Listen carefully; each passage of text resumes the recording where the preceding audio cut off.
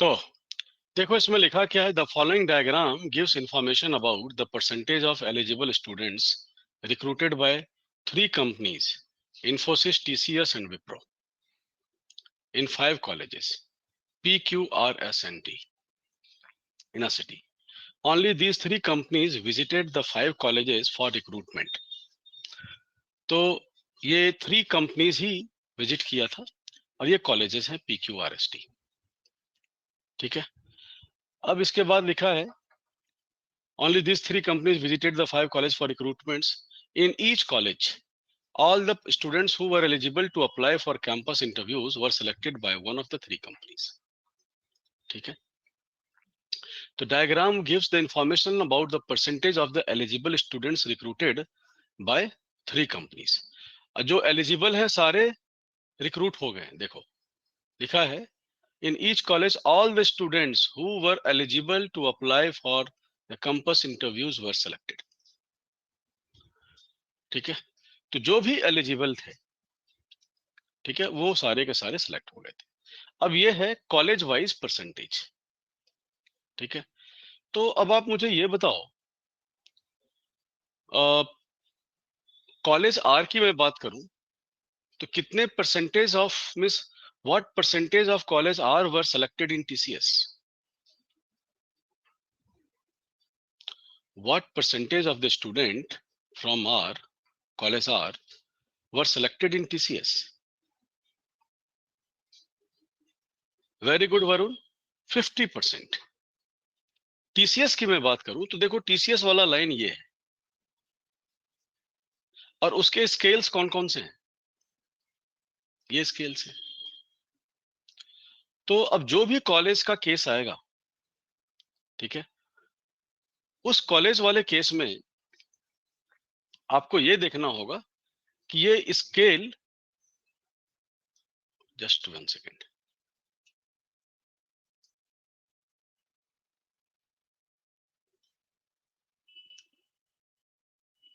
ये स्केल है TCS के लिए।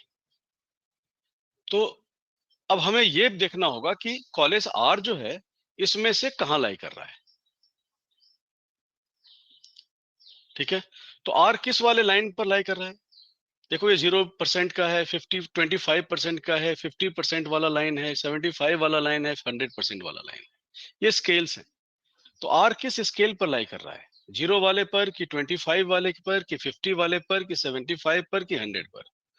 तो R is lying on the 50%।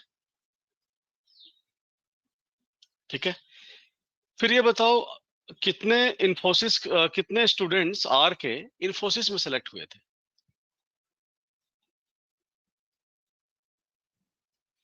What percentage of college are were selected in Infosys? Yes, very good Varun.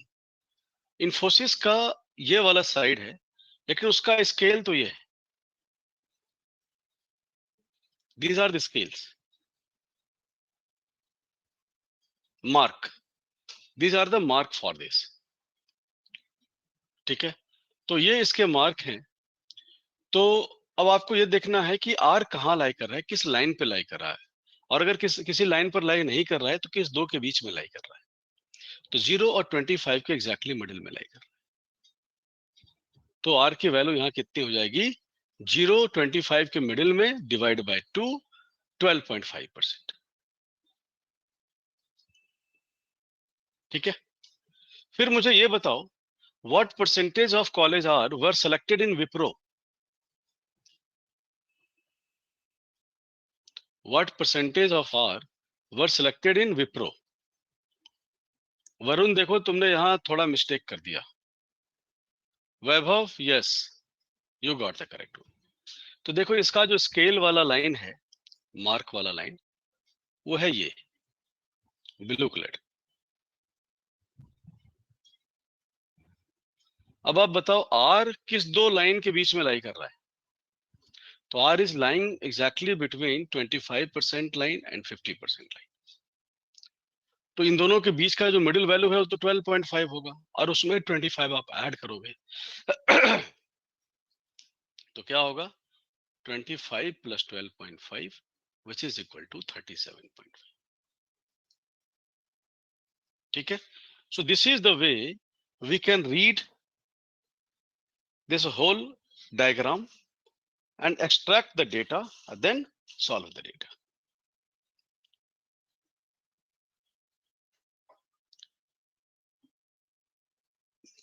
देखो ये 25 जीरो, ये जीरो वाला स्केल है ना, ये 25 वाला स्केल है, 25 और 50 के बीच में है हर्षिता. तो 25 से 50 तक जाने के लिए ये पूरा 25 ऐड हो रहा है, तभी 50 तक पहुंचा. लेकिन आर की जो वैल्यू है वो मिडिल में है, तो 12.5 ही ऐड होगा ना, इसलिए 25 plus 12.5 37.5. I hope this is clear now. Fine. Now do the set, do the questions. Question फिर इसमें कुछ ज्यादा है नहीं, आपको ये डेटा सबका एक्सट्रैक्ट करना है, उसमें टाइम लगेगा, फिर कैलकुलेशन करना है, उसमें टाइम लगेगा. ठीक है.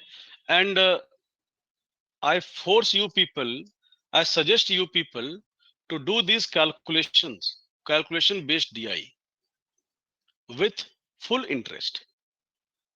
I know many of you might be hating this calculation, but believe me, if calculation based DI comes in CAT, that is the scoring area. Reasoning based DI का तो कोई गारंटी ही नहीं है कि कहां क्रैक होगा, कब क्रैक होगा. ठीक है. लेकिन कैलकुलेशन बेस्ड डीआई का तो इतना पता है कि अगर थोड़ा टाइम स्पेंड कर लें तो कैलकुलेशन हो जाएगा, और अगर ऑनलाइन कैलकुलेटिंग फैसिलिटी अवेलेबल है तो भी हम कैलकुलेशन कर सकते हैं. लेकिन इतना तो श्योर है कि कैलकुलेशन बेस्ड डीआई थोड़ा टाइम स्पेंड करने के बाद सॉल्व हो जाएगा. ठीक है. 110% नॉर्मली गारंटी होती है, लेकिन रीजनिंग बेस्ड डीआई में कोई गारंटी नहीं. इसीलिए इसे सॉल्व करने का हमें हैबिट होना चाहिए. तो 6 to 10, 5 questions. I give you 5 to 6 minutes. Get me the answer.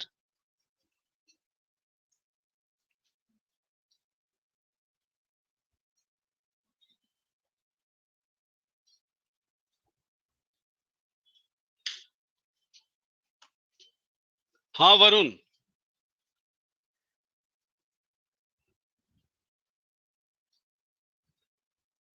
और इन्फोसिस में 12.5%.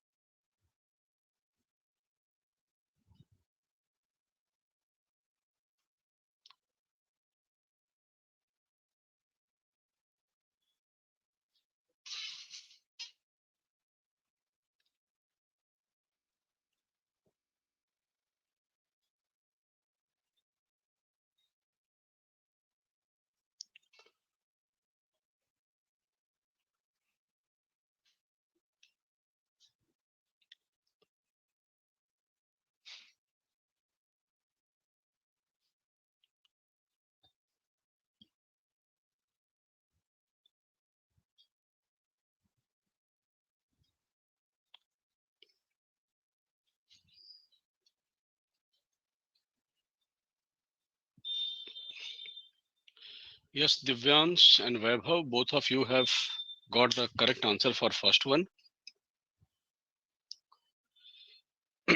Can I start? सिक्स्थ का आंसर सी है. Can I start?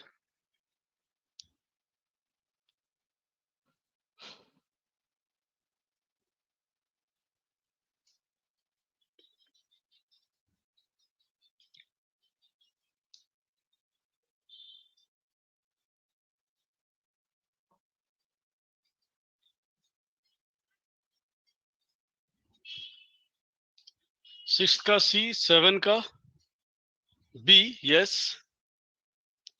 8 का सी,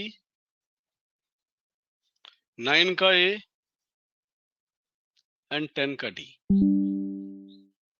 चलो ओके.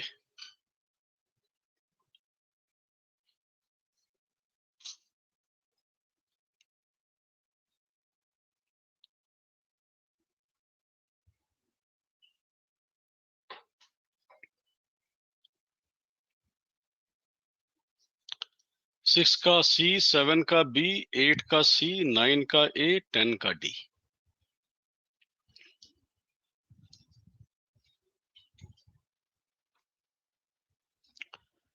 तो सबसे पहले तो हमें इसका टेबल बनाना होगा कि कितने परसेंटेज और कितने एलिजिबल हैं, उसके बाद कितने सेलेक्टेड हुए हैं, वो सब सारे.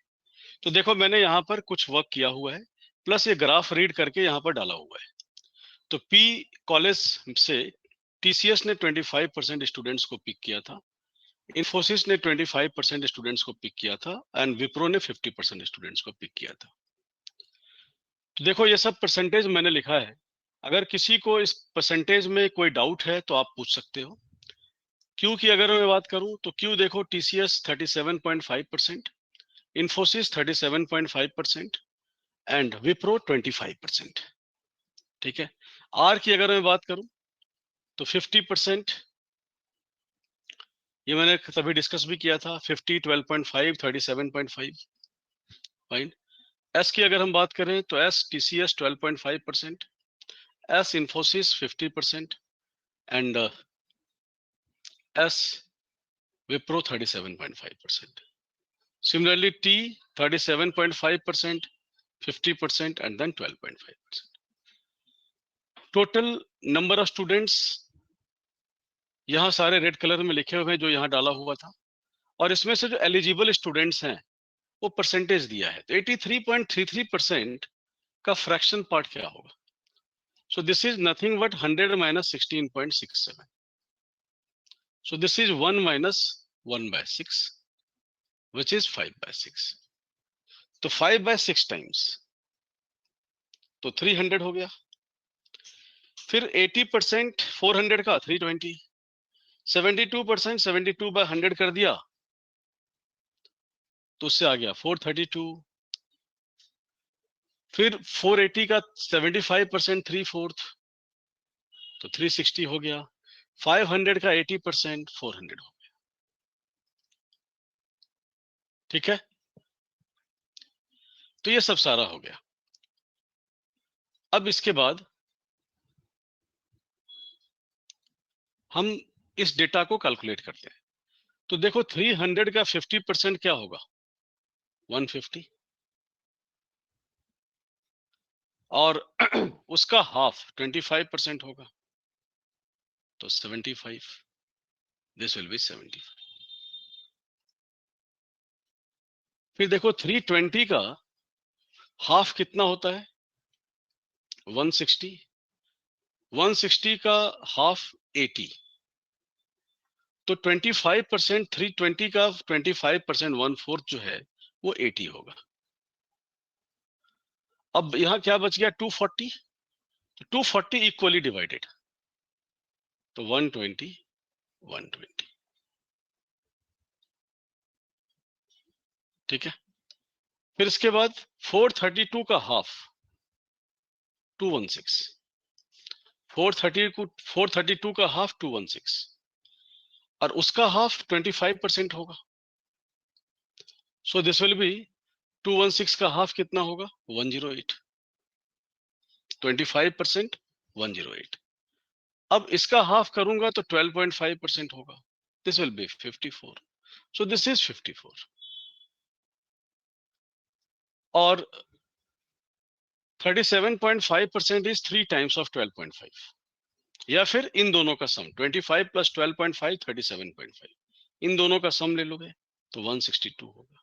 So this is 162. Now 360 का 50% 180, उसका हाफ 90, ये 25 हो जाएगा, और इसका half 12.5% is 45. So this is 45. इन दोनों का सम लोगे 135.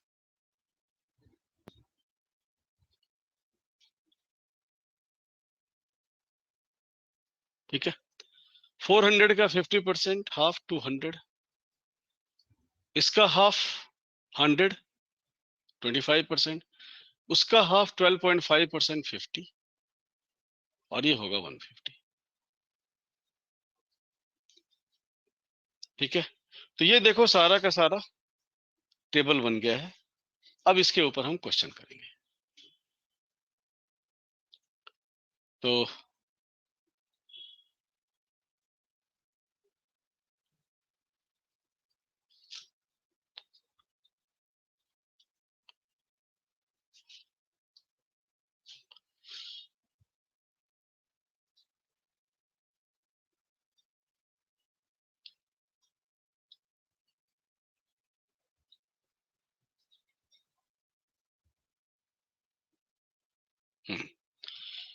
Question number 6.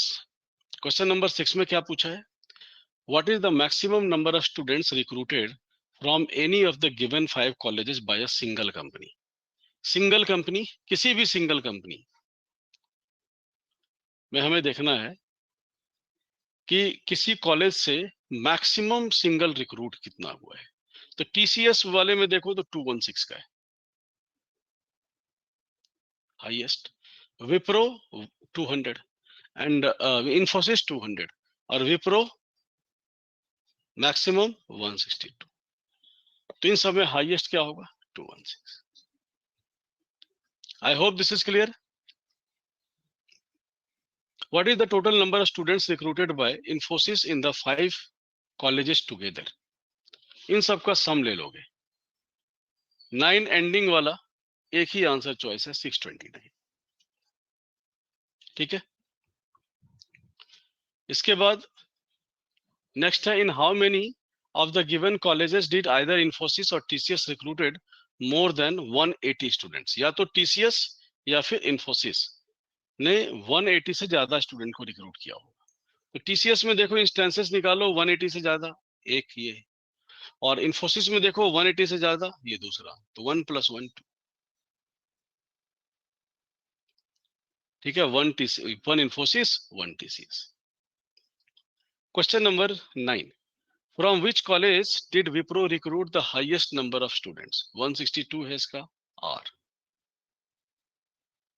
Approximately what percentage of the total students of the given colleges were recruited? तो टोटल जो हमारे पास हैं वो कैलकुलेट करना है, और जो एलिजिबल है वो सारे के सारे रिक्रूट हो गए थे. फाइन. तो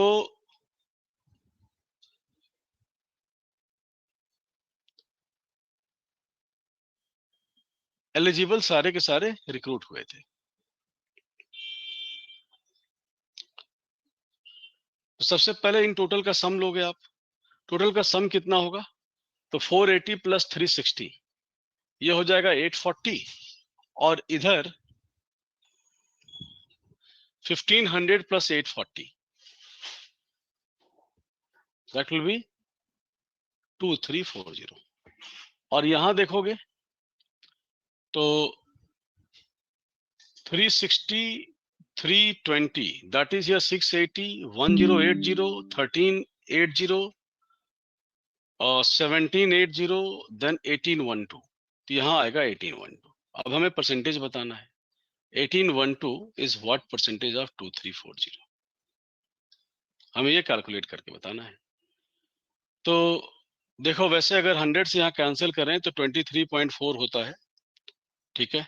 और 23.4 से अगर आप यहाँ कैलकुलेशन करने की कोशिश करोगे तो यहाँ पर, या फिर इससे बेटर हुआ कि हम परसेंटेज देख लें, बेटर हुआ जैसे हम नॉर्मली हर डीआई में करते हैं वैसे करते हैं।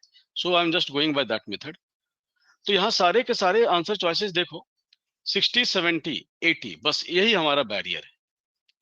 तो 10% ऑफ 234 इज 2340 इज 234। तो 10% 234। अब अगर मैं 70% लेता हूं तो 7 से मल्टीप्लाई करना होगा।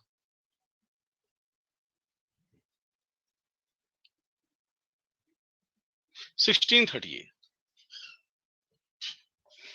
अब 1812 तो 1638 से बड़ा है ना, ठीक है। तो मतलब वो 80% के 80% का हम सोच सकते हैं। इसका मतलब 10% अगर मैं इसमें ऐड करूं तो आई विल गेट 80%। 80% की वैल्यू कितनी होगी? By adding 234 here. So this will be 1872. But 1812 is less than 1872 and close to 1872. तो जो हमारा आंसर होगा that will be less than 80% but close to 80%. Answer choice is D. I hope this is clear. ठीक है. So now this set is done. Moving to the next set.